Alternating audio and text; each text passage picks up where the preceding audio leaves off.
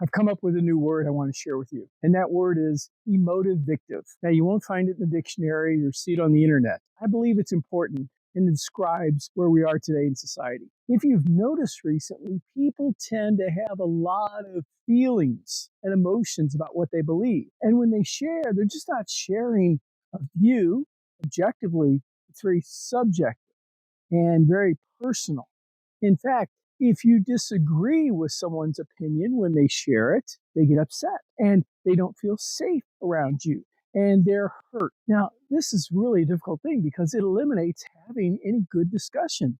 If every time we say something and somebody doesn't agree with our view, we're offended, then how are we going to live life? How are we going to get along? How are we going to grow and appreciate someone else's view if we don't take time to listen to it? You know, Jesus said in John chapter 17, in verse 1, he said, offense is going to come. There's going to be opportunity for you to be offended. But we have a choice in that. I love John Bevere in his book, The Bait of Satan. I think he describes it so well that this word for betrayal or offense is the Greek word scandalon. That's where we get our word scandalous. When you set a trap for an animal, you put a bait on it. And where you set that bait to trigger the trap is called the scandalon. And that place, when we find ourselves and we have that choice, because don't forget, being offended is a choice. We don't have to be offended. But when we are offended, we've swallowed that bait. And now all of a sudden, we're angry, we're upset, we're emotivictive. And if we do it long enough, we become an emotive victim. How do we live and be so secure that we aren't offended? Is it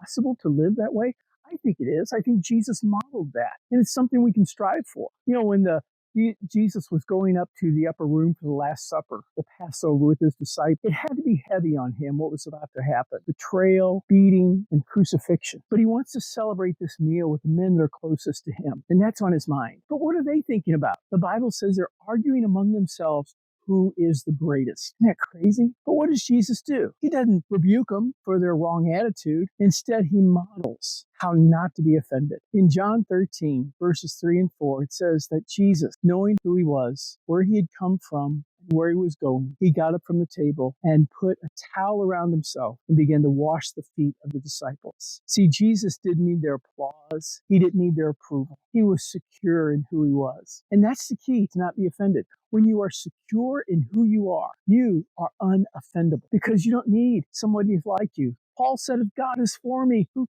cares who's against me? So I want to encourage you today. Don't take up the offense. Don't get trapped by the scandalon. And don't become an emotive victim.